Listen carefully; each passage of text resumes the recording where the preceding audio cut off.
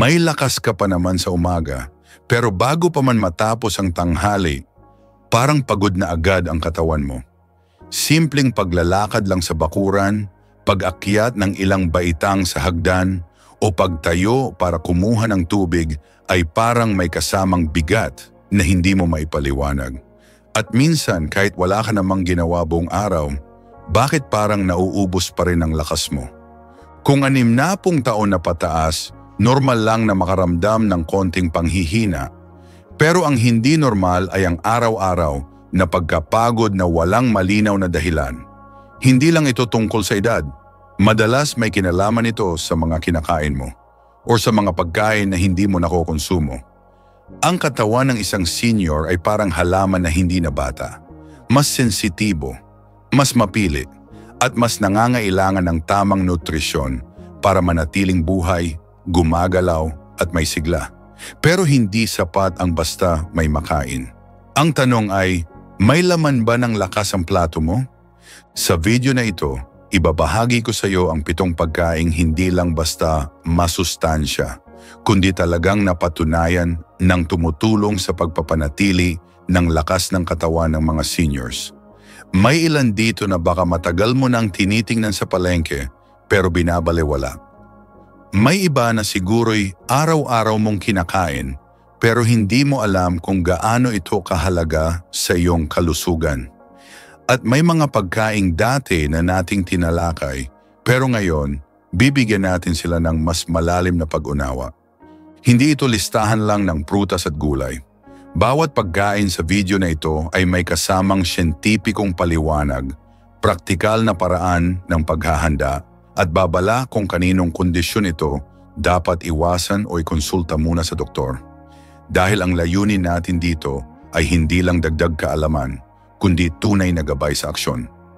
At kung matagal mo nang gustong malaman kung bakit tila unti-unting humihina ang katawan mo kahit hindi ka naman pabaya, baka ang sagot ay nasa ulam mo o baka sa wala sa plato mo.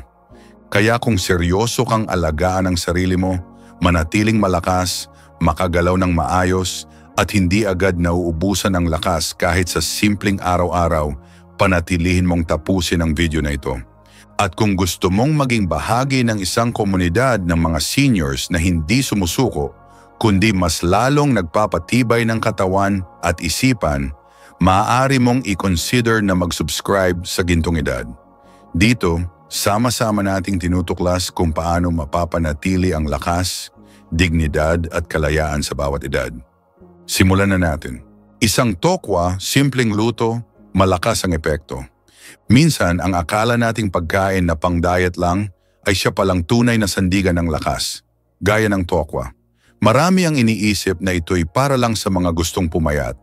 Pero sa mga seniors, ang tokwa ay isa sa pinakamagandang alternatibo sa karne, lalo na kung binabawasan mo na ang pagkain ng baboy o baka. Ang tokwa o tofu ay gawa sa soybeans at puno ng tinatawag na plant-based protein. Ito ang klase ng proteinang madaling tunawin ng katawan pero sapat ang laman para sa muscle repair, tissue regeneration at pagpapatibay ng kalamnan.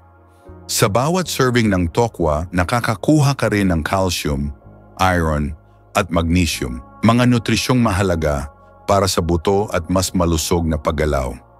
Hindi lang basta protina. Ang tokwa ay may taglay na isoflavones, isang uri ng antioxidant na tumutulong labanan ang pamamaga sa loob ng katawan. Ito ay mahalaga lalo na kung madalas kang makaranas ng pananakit ng kasukasuan, kalamnan o likod. Bukod dyan, mababa rin ito sa cholesterol, kaya mainam para sa mga may maintenance na gamot o gustong iwasan ng sobrang taba sa katawan. Sa pagluluto, napakasimple nito. Pwede mong igisa sa konting bawang at sibuyas, gawing adobong tokwa, ihalo sa gulay gaya ng ampalaya, o ihurno para sa mas crispy pero healthy na version. Pwede ring ihalo sa sopas o ipalaman sa tinapay bilang tokwa sandwich. Isa pang benepisyo ng tokwa ay ang kakayahan nitong tumulong sa blood sugar regulation. Ayon sa ilang pag-aaral, ang mga pagkain na may high protein at low carb profile gaya ng tokwa ay nakakatulong mapanatili ang stable na blood sugar level, isang mahalagang aspeto lalo na para sa mga may pre-diabetes o diabetes. Hindi man ito gamot, pero makakatulong ito bilang bahagi ng balanseng pagkain. Isang halimbawa, si Mang Ben, 74, na dati hirap sa paglalakad sa umaga dahil mabilis mapagod ang binti. Nang sinubukan niyang gawing regular ang pagkain ng tokwa sa kanyang agahan, niluluto lang ng asawa niya ng may kaunting gulay at konting sabaw, napansin daw niya na mas gaan ang pakiramdam niya. Hindi ito biglaan, pero unti-unti niyang naramdaman na may pagbabago sa lakas ng katawan niya. Ngunit gaya ng lahat ng pagkain, may ilang paalala tayo. Kung may allergy ka sa soy o may mataas kang uric acid, gaya ng gout, mainam na umiwas o limitahan ang pagkain ng tokwa. At kung kasalukuyan kang umiinom ng gamot para sa hormone replacement therapy, tanungin ang doktor kung ligtas ang regular na pagkain nito dahil may epekto rin ang isoflavones sa hormonal balance. Pero para sa karamihan, ang tokwa ay isang abot-kayang, madaling lutuin at napaka-epektibong pampalakas. Kahit isang beses sa isang linggo, kapag naging parte ito ng meal plan mo, mararamdaman mong may dagdag kang sigla na hindi mo inaasahan. Subukan mo sa susunod na linggo. 2 mani maliit pero matibay na sandata. Sa unang tingin, parang simpleng merienda lang ang mani. Karaniwan itong kasama sa inuman, baon sa biyahe, o kaya'y pampalipas gutom sa hapon. Pero alam mo ba na ang mani ay isa sa mga pinaka-underrated na pagkaing pampalakas, lalo na sa mga seniors? Ang mani o peanuts ay mayaman sa healthy fats, protina at magnesium. Lahat ng ito ay may direktang epekto sa lakas ng kalamnan. Ang protina ay tumutulong sa pag-repair ng mga nasirang muscle tissues. Ang healthy fats naman ay nagbibigay ng steady na enerhiya na hindi bigla ang nawawala, tamang-tama para sa mga senior na kailangang iwasan ang energy crash sa hapon. Isa sa mga pinaka-importanting sangkap ng mani ay ang vitamin E, isang antioxidant na tumutulong labanan ang oxidative stress. Ayon sa mga pag-aaral, ang vitamin E ay may kakayahang bawasan ang mild inflammation na kadalasang sanhi ng pananakit ng kasukasuan. Kaya kung ikaw ay madalas makaramdam ng paninigas, ng tuhod o pagkamanhid ng mga kamay, maaaring makatulong ang mani bilang bahagi ng iyong diet. Hindi lang yan, ang mani rin ay may arginine, isang amino acid na nakatutulong sa pagpapalakas ng blood circulation. At kapag mas maganda ang daloy ng dugo, mas naaabot ng katawan ang tamang supply ng oxygen at nutrients, na siyang nagpapalakas ng kabuuang function ng kalamnan. Maraming paraan para maisama ang mani sa pagkain. Pwede mo itong kainin bilang plain snack, iwasan lang ang masyadong alat, o kaya'y ihalo sa oatmeal o pinakbet.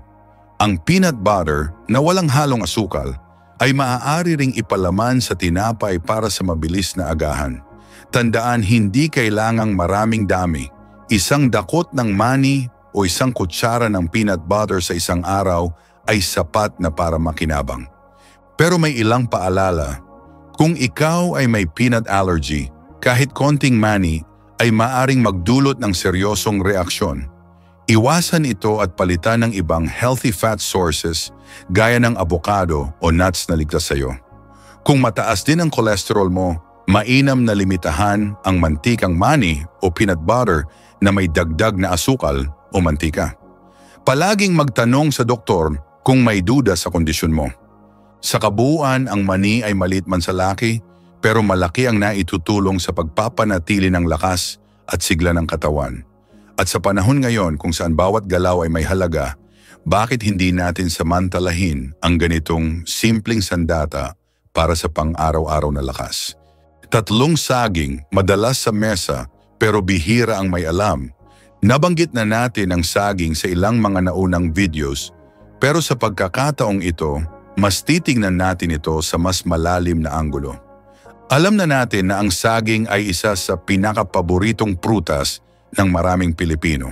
Abot kaya, hindi kailangan lutuin at madaling dalhin kahit saan. Pero sa likod ng simpleng anyo nito, may tinataglay itong lakas na minsan ay hindi natin nabibigyang halaga, lalo na para sa mga seniors. Ang saging, lalo na ang saba at lakatan, ay mayaman sa potasyo at magnesyo. Ang dalawang ito ay mahalaga sa normal na paggalaw ng kalamnan, lalo na sa mga muscle contraction at relaxation. Kapag kulang ka sa potassium, mas madalas kang makaranas ng pamumulikat, panlalamig ng binti, at minsan panginginig ng mga daliri. Ito rin ang dahilan kung bakit maraming seniors ang biglang nahihirapang tumayo o maglakad ng walang malinaw na dahilan. Pero hindi lang yon. Ang saging ay may natural na carbohydrates na nagbibigay ng steady na enerhiya. Hindi bigla ang taas-baba gaya ng matatamis na biscuit o soft drinks. Ang fiber nito ay tumutulong din sa digestion. Isang aspeto na madalas ay abala sa mga seniors na hirap sa pagdumi o may kabag. Isang magandang halimbawa rito si Aling Rosa, 67 taong gulang. Araw-araw siyang namamalengke at iniiwasan ang mga matatamis na pagkain. Pero napansin niya na kapag hindi siya nakakakain ng saging sa umaga, mas madalas siyang mapagod at masakit ang binti niya pagdating ng hapon. Kaya simula noon, isinama na niya ang 1 o 2 pirasong lakatan sa kanyang agahan. Hindi raw milagro ang epekto, pero pansin niya, mas buo ang sigla niya sa buong araw. Maaari mong kainin ang saging ng hilaw, iluto bilang minatamis, ihalo sa oatmeal o gawing smoothie kasama ng gatas o yogurt. Pero kahit anong paraan ang piliin mo, siguraduhing hindi ito sasabayan ng sobrang matatamis o processed foods para hindi masayang ang benepisyo nito. May paalala rin, kung ikaw ay may diabetes o problema sa bato, lalo na kung may potassium restriction ka, mas mabuting tanungin muna ang iyong doktor kung ilang piraso ng saging ang ligtas sa iyo kada araw. Tandaan, ang healthy ay nagiging harmful kapag hindi tugma sa kalagayan ng katawan. Kung ikaw, araw-araw mong kasama ang saging sa mesa o may sariling paraan ka ng pagkain nito, i-share mo naman sa comments.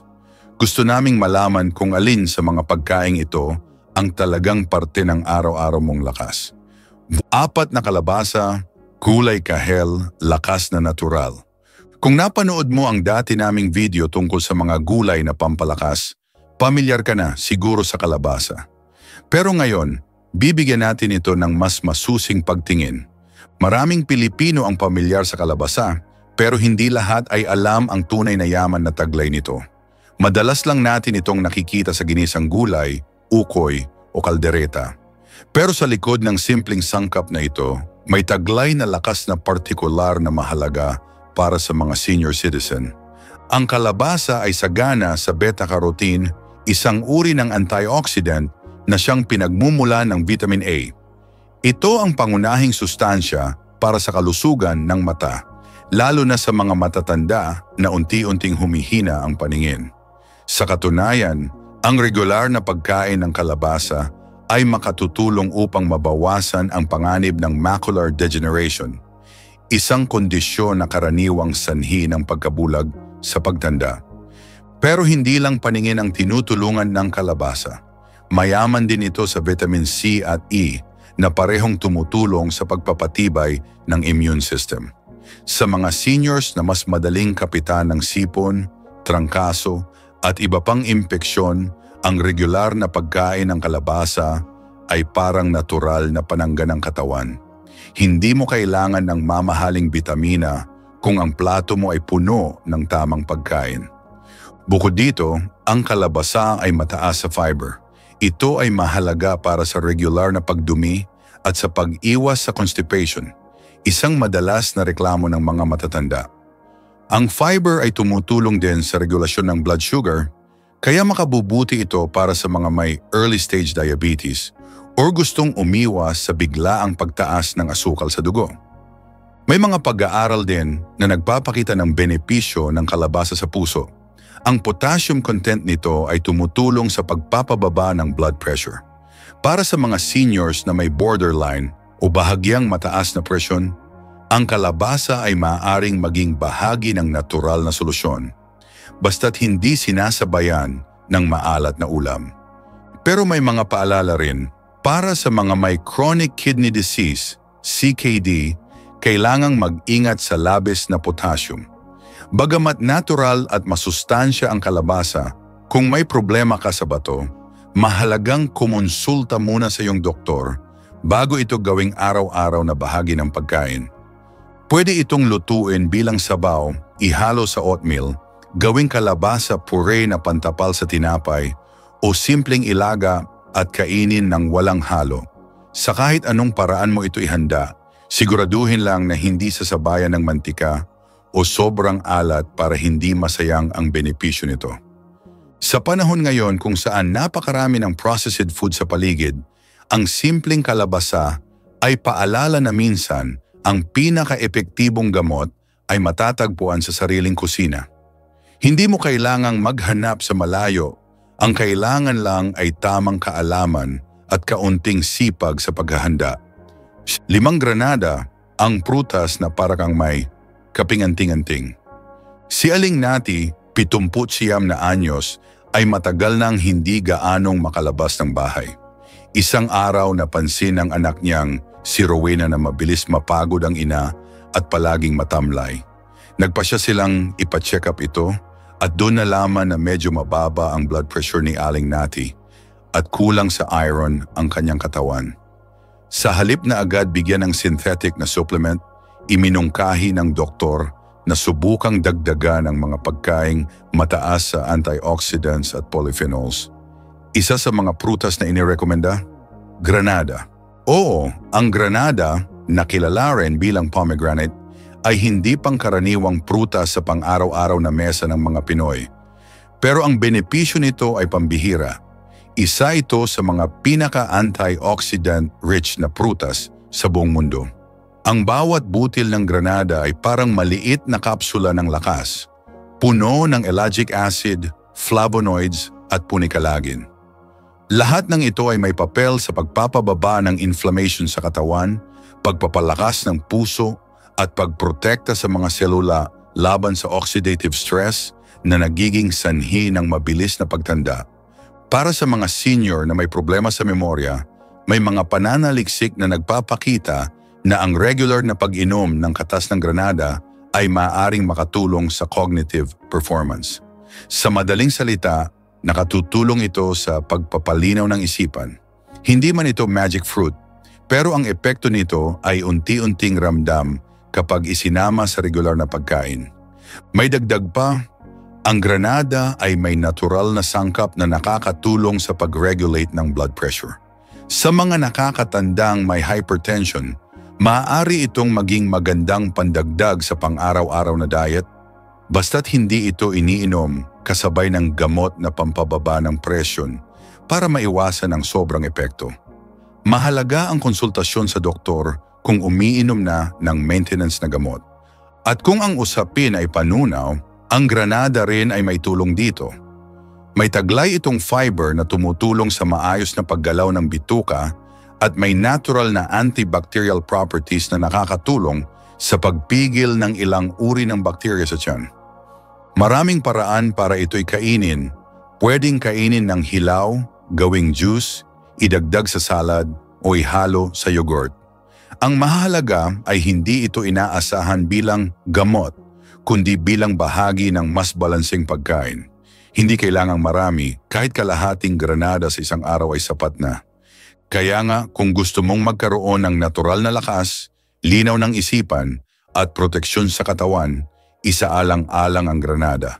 Hindi ito basta prutas para itong anting-anting mula sa kalikasan na tahimik pero epektibong gumagana. 6 na bayabas, murang prutas, mamahaling benepisyo.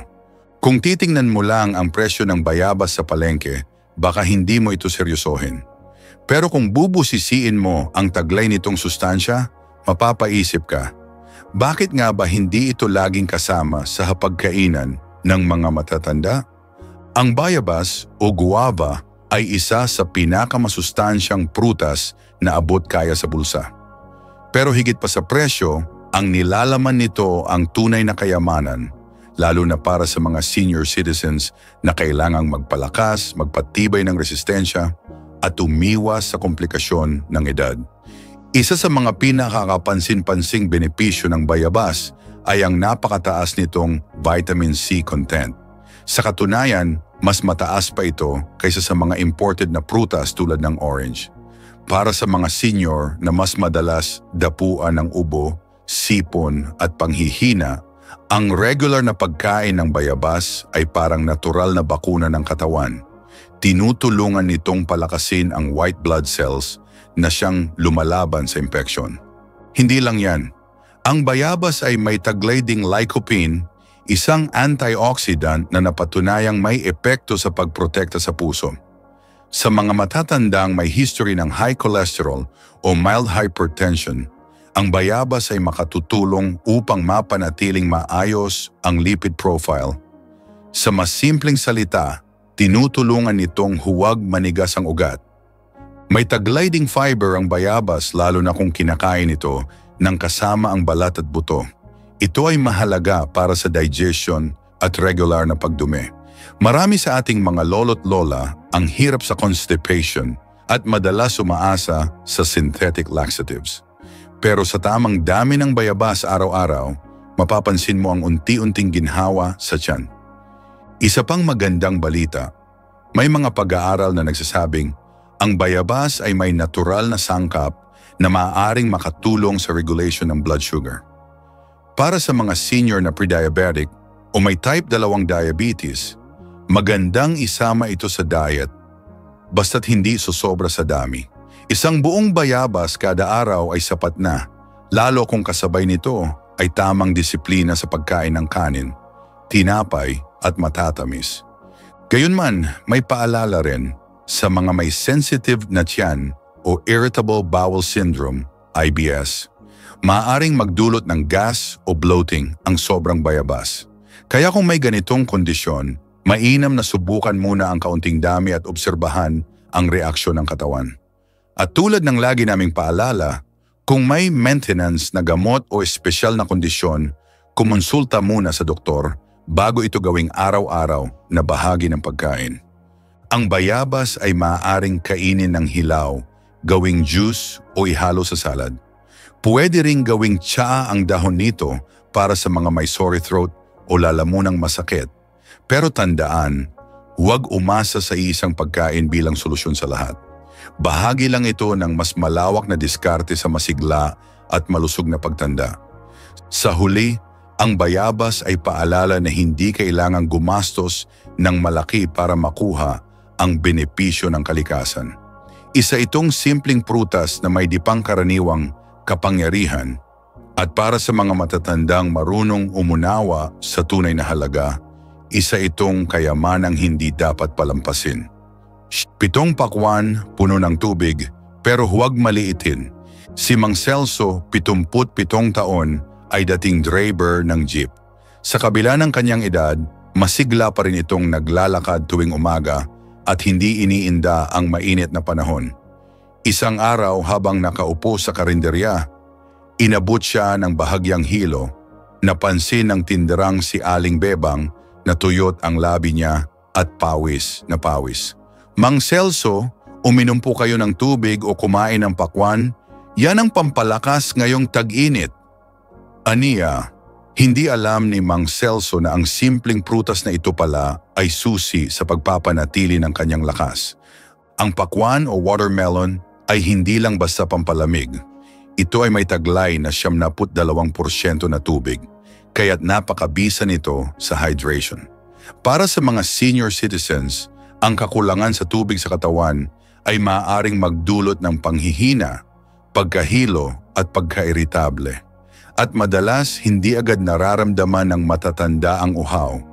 Kaya't ang pagkain ng prutas na mataas sa tubig ay isang matalinong paraan para mapanatili ang hydration ng hindi napapansin. Ngunit hindi lang tubig ang laman ng pakwan. May taglay din itong lycopene, isang antioxidant na napatunayang tumutulong sa kalusugan ng puso.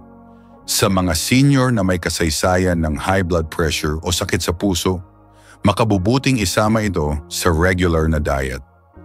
Ayon sa ilang pag-aaral, ang lycopene ay maaaring makatulong sa pagpapababa ng bad cholesterol at pagpigil sa pamumuo ng plaque sa ugat. Bukod dito, may taglay din ang pakwan na amino acid na tinatawag na citrulline. Ang citrulline ay may papel sa pagpapabuti ng blood flow sa katawan. Sa mas simpleng paliwanag, nakakatulong ito upang mas maging maayos ang daloy ng dugo. Isang mahalagang aspeto para sa mga may edad na at madalas makaranas ng panlalamig ng kamay at paa. Sa mga senior na may arthritis o pananakit ng kasukasuan, may mga pananaliksik na nagpapakita na ang antioxidant properties ng pakwan ay maaaring makatulong sa pagbabawas ng pamamaga sa katawan. Hindi man ito direktang gamot, ito ay maaaring maging bahagi ng anti-inflammatory diet na nire-rekomenda ng mga eksperto. Paalala lamang, para sa mga may diabetes, ang pakwan ay may natural na tamis. Bagamat mababa ito sa calories, kailangan pa ring bantayan ang dami ng kain. Isang hiwa o isang tasa kada kain ay sapat na para makuha ang benepisyo nito nang hindi sumosobra sa sugar intake. Sa ganitong paraan, mapapakinabangan ito ng ligtas at epektibo. At kung iisipin mo, kay dali lang itong i-prepare. Hiwain, ilagay sa fridge at handa ng kainin. Pwede ring gawing smoothie na walang asukal o ihalo sa iba pang prutas tulad ng saging o bayabas para sa mas masustansyang merienda. Ang kwento ni Mang Celso ay paalala na minsan, ang lakas ay hindi galing sa mamahaling gamot o bitamina.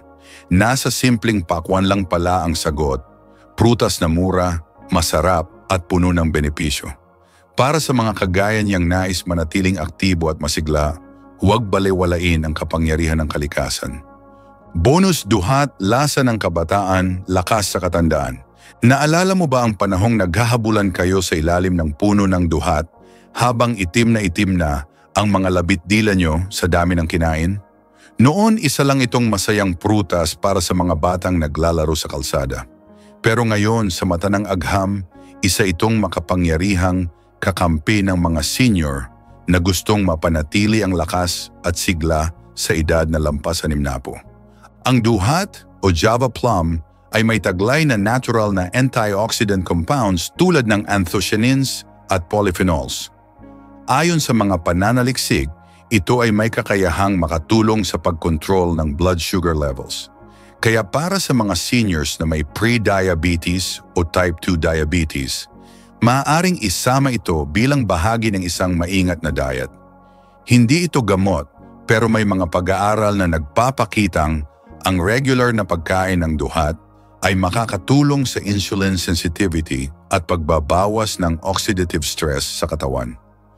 Bukod sa benepisyong ito, ang duhat ay mayaman din sa vitamina A at iron.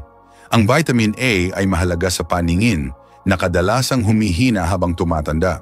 Ang iron naman ay mahalaga sa pagpapanatili ng malusog na dugo at pag-iwas sa anemia, isang karaniwang problema ng mga seniors lalo na sa mga may mababang gana kumain. Sa mga matatandang may mahinang immunity o laging inaapektuhan ng sipon, ubo at simpleng mga infection, ang antibacterial properties ng duhat ay may potensyal na magbigay proteksyon. Hindi man ito kasing lakas ng antibiotics, pero sa pang-araw-araw na nutrition, nakakatulong ito sa pagbuo ng natural na pananggalang ng katawan. Ang isang tasa ng sariwang duhat ay sapat na upang makuha ang mga pangunahing benepisyo nito. Ngunit tulad ng ibang prutas na may natural na asukal, kailangang umiwas sa labis na pagkain, lalo na kung may diabetes. Para sa ilan, maaari rin itong magdulot ng maasim na pakiramdam sa tiyan kung sobra ang kain, kaya't ugaliing kumain ng may moderasyon. Paalala, sa mga may ulcer o sensitibong sikmura, ang asim ng duhat ay maaaring mag-trigger ng pananakit ng tiyan. Iwasan din ito kung umiinom ka ng maintenance na gamot na sensitibo sa acidic na pagkain. Kung may alinlangan, mabuting kumonsulta muna sa doktor bago gawing regular na bahagi ng diet. Sa kabila ng pagiging simpleng prutas na madalas lang sa likod bahay, Ang duhat ay may dalang alaala at lakas. Para sa maraming senior, ito ay hindi lang pagkain, kundi bahagi ng kasaysayan ng kanilang kabataan. Ang pagsama ng ganitong uri ng prutas sa diet ay hindi lang para sa katawan, kundi para rin sa puso at isipan. Sa panahon ngayon na puno ng artipisyal na pagkain at mamahaling supplement, minsan ang tunay na lakas ay bumabalik sa mga bagay na nakasanayan natin noon. Mga prutas na may saysay, sustansya at alaala. Bawat pagkaing nabanggit natin, prutas man o gulay, ay hindi lamang basta pagkain. Ito'y regalo ng kalikasan para sa ikabubuti ng ating katawan habang tayo'y tumatanda. Pero tandaan, kahit gaano pa ito kabisa, walang makakatalo sa balanseng pamumuhay, sapat na tulog, regular na ehersisyo, at positibong pananaw sa buhay. Sana'y may napulot kang aral at inspirasyon sa video nating ito. Kung may nais kang idagdag o i-share na sariling karanasan, huwag kang mahiyang ibahagi ito sa komento. At kung nais mong mauna sa mga susunod pa naming kaalaman, huwag kalimutang mag-subscribe at i-share ang video sa mga mahal mo sa buhay.